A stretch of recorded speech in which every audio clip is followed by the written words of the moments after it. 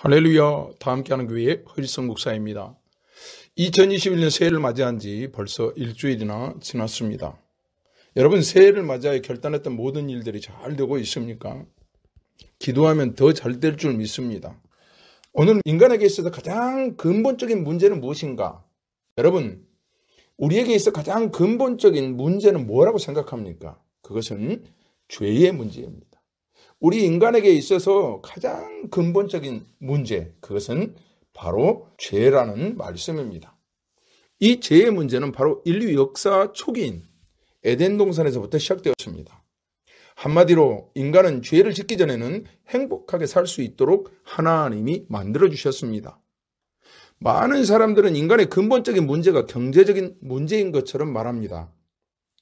하지만 인간이 타락하기 전에는 그러한 힘든 노동이나 거칠은 환경이 아니었습니다. 땅의 소산을 완벽하게 내고 있었기 때문입니다. 모든 문제의 뿌리는 바로 죄의 문제입니다. 죄의 문제는 곧 영적인 문제입니다. 다시 말하면 종교적인 문제라는 말씀입니다. 종교라고 하는 단어의 종자는 으뜸 종자입니다. 인간의 삶의 으뜸이 되고 근원이 되는 문제를 다루는 것입니다.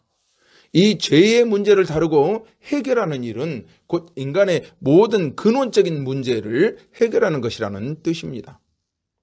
흔히 교회에서 가르치는 논리는 이렇습니다. 즉 예수를 믿는 것이 복을 받는 것이고 착한 사람이 되는 것이라는 메시지에 관한 것입니다. 예수 믿으면 복 받는다는 것은 행복의 본능이 있는 사람들의 요구에 호소력이 있고, 또 예수를 믿으면 착한 사람이 되는 것이라는 것은 선한 것을 좋아하는 윤리 본능에 호소하는 것입니다. 그래서 이 두 호소는 언제나 쉽게 접촉점을 갖게 했습니다. 그러나 예수 믿는 것이 착한 일을 하는 것이라는 논리는 오랫동안 유교의 간섭에 젖어 있었던 사람들에게 성경을 쉽게 이해하게는 하였지만 성경적이지는 않았습니다. 이런 설교를 듣던 어떤 젊은 지성인은 그래서 교회에 나가야 할 이유가 없다고 생각했습니다. 예수 믿는 것이 복받는 일이고 물질 축복을 쌓아주는 것이라면 의당 한국에서 제일 가는 부자는 예수 믿는 사람이어야 하는데 그렇지가 않습니다. 또한 예수 믿는 사람이 착한 사람 된다고 했는데 교인들이 싸우는 것은 역시 위선적으로만 보였기 때문입니다. 그러다 그는 어느 계기를 통해서 인생의 슬픔과 허물을 느끼고 갈등을 하였습니다. 이때 많은 사람들이 성경만이 마음의 허물을 이기게 하고 참 진리를 가르쳐준다고 말해주었습니다. 그래서 그는 성경을 읽기 시작했습니다. 신약을 30번 정도 읽고 나서 이렇게 선언했습니다. 교회에서 가르치는 기독교는 예수 믿으면 복받고 착한 사람이 된다는 것이었지만 성경이 말하는 것은 나 같은 죄인이 점도 티도 흠도 없으신 하나님 앞에 어떻게 용납되는가가 최대의 문제라는 점이었습니다. 여러분, 기독교의 핵심은 무엇입니까? 그 초점은 바로 예수 그리스도에게 있습니다. 그리고 예수의 생애 중 가장 중요한 사건은 바로 십자가에서 죽으심입니다. 이는 또 무엇입니까? 그가 왜 죽었습니까? 십자가에서. 인류를, 저와 여러분을 구원하시기 위해서 그랬다는 말씀입니다. 그러고 보면 기독교의 핵심은 바로 이 구원에 있다는 결론에 이르게 됩니다. 성경의 중심사상, 성경 가운데 가장 중요한 교리는 한마디로 그리스도의 구원 사건입니다. 기독교의 핵심은 예수 그리스도요, 예수 그리스도는 십자가요, 십자가는 구원을 상징하고 있다는 이 말씀입니다. 저와 여러분이 어떻게 해야 구원을 얻을 수 있습니까? 우리가 어떻게 하면 좋겠습니까? 주 예수를 믿으시오. 그래야면 그대와 그대의 집안이 구원을 얻을 것입니다. 바로 사도행전 16장 31절 말씀입니다. 우리가 예수를 믿는 것은 먼저 우리가 죄를 깨닫고 회개하는 일에서부터 시작됩니다.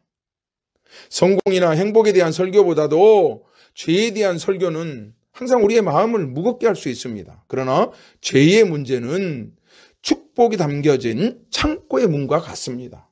문이 열려야 하는 것입니다. 문이 꽉 닫혀진 채로는 그 안에 들어갈 수가 없기 때문에 그렇습니다. 그 안에 있는 보화를 가질 수도 볼 수도 없기 때문에 그렇습니다. 여러분, 우리가 예배에 임하면서도 그래서 죄에 대한 고백부터 시작하는 것입니다. 믿음의 첫걸음도 죄에 대한 문제를 해결하는 것에서부터 시작하는 것입니다. 사랑하는 성도 여러분, 모든 사람들이 죄를 지었습니다. 여러분도 저도 죄인입니다. 죄를 지었잖아요. 아니란 말입니까? 단도직입적으로 이렇게 말하면 기분이 썩 좋지 않을 것입니다. 그러나 흥분하지 마십시오.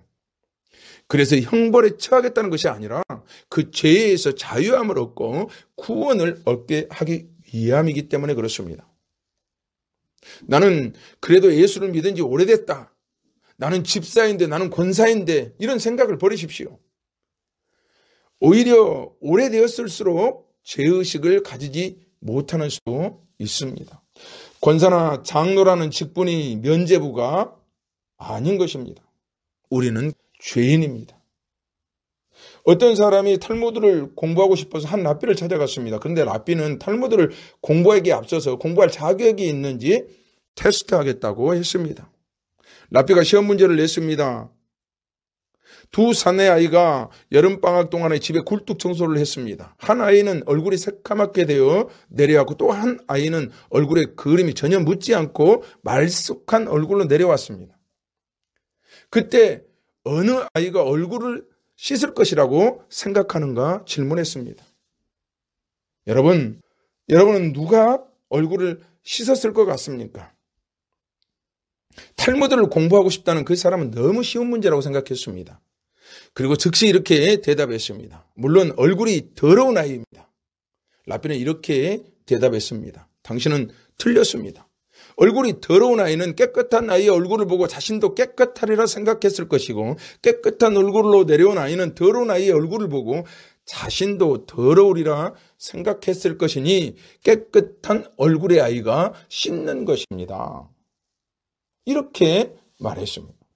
탈무드를 배우고 싶은 그 사람은 한 번만 더 시험에 응할 수 있게 해달라고 요청했습니다. 그러자 랍비는 똑같은 문제를 다시 냈습니다. 그래서 탈무드를 배우고 싶다는 그 사람은 아니 똑같은 문제가 아닙니까? 말씀하신 대로 얼굴이 깨끗한 아이가 씻겠죠. 랍비는 이번에도 당신은 틀렸습니다. 이렇게 대답했습니다. 말짱한 쪽은 씻다 보니 별로 더럽지 않았다는 것을 깨닫게 되었습니다. 그러나 더러워진 쪽은 깨끗한 친구가 왜 씻었는지 눈치채게 되었고 그래서 이번에는 그름을 뒤집어 쓴 쪽이 씻었다는 것이 해답이었습니다. 탈무드를 공부하고 싶다는 그 사람은 여기에서 물러설 수가 없었습니다. 그래서 한 번만 더 시험을 해달라고 간청을 했습니다. 3-4번이 아니냐는 것입니다. 랍비는 또다시 문제를 내주었습니다. 두 아이가 한 굴뚝에서 청소하고 내려오니 한 놈은 깨끗하고 한 놈은 더러웠다. 누가 세수할 것이냐? 이번에도 앞에서 말했던 똑같은 문제였습니다. 그래서 그는 어떻게 답변을 해야 될까 잠시 망설였습니다. 이렇게 말할 수도 없고 저렇게 말할 수도 없었습니다. 그래도 방금 전 들은 게 있으니까 들은 대로 두 가지 경우를 쭉 대답했습니다. 그러나 세 번째에도 그는 실격했습니다.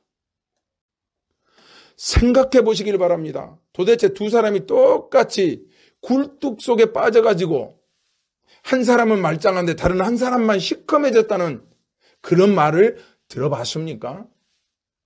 굴뚝에 들어갔다 나온 아이는 모두 시커멓게 되었다는 랍비의 이야기는 무슨 의미라고 생각합니까? 여러분, 우리는 모두 살아가면서 여기저기 그름에 시커멓게 묻은 이들입니다. 좀 더 많이 묻은 사람이 있고 좀 더 덜 묻은 사람이 있을지 몰라도 안 묻은 사람은 하나도 없다는 이 말씀입니다. 우리가 사는 이 세상은 굴뚝처럼 그 안에는 시커멓다는 그 말씀입니다. 여러분, 경찰에 붙들리지 않고 검찰에 불려가지 않았을 뿐이지 우리 모두는 죄인입니다. 감옥에 있는 사람이나 밖에 있는 사람이나 큰 차이가 없어요. 감추어진 것이 드러난 것보다 비교도 안 될 만큼 많을 겁니다. 그러니 나타난 것은 다만 빙산의 일각일 뿐이지요. 누구나 다 압니다. 뭘 안다는 겁니까? 자기의 죄악을 자기가 안다는 말입니다. 죄 없는 사람이 어디 있습니까? 누구나 다 심중에 걸리는 것이 있게 마련입니다. 여러분 어떻습니까? 로마서 3장 12절 말씀해 보니까 의인은 없다, 한 사람도 없다, 깨닫는 사람도 없고 하나님을 찾는 사람도 없고 모두가 곁길로 빠져서 쓸모가 없게 되었다. 선한 일을 하는 사람도 없다, 한 사람도 없다, 이렇게 기록되어 있습니다. 또한 로마서 3장 9절 말씀해 보면 그러면 어떠하냐? 우리는 나으냐? 결코 아니라 유대인이나 헬라인이나 다 죄 아래 있다고 우리가 이미 선언하였느니라. 아멘. 여러분, 하나님을 믿는 유대인이나 새롭게 하나님을 받아들여야 되는 헬라인이나 다 죄 아래에 있기는 마찬가지라 이 말씀이에요. 예수 믿는 사람이나 예수 믿지 않은 사람이나 다 죄 아래 있다는 이 말씀입니다. 이 말씀 우리 모두는 정도의 차이가 있을 뿐 모든 사람은 다 죄인이라는 이 말씀이에요. 사랑하는 형제 자매 여러분, 여러분은 죄를 지었기 때문에 죄인이라고 생각하십니까? 죄인이기 때문에 죄를 진다고 생각하십니까? 여러분, 죄인이기 때문에 죄를 짓는 것입니다. 우리 인생에 있어서 모든 문제의 뿌리는 뭐냐? 바로 이 죄의 문제인 것입니다.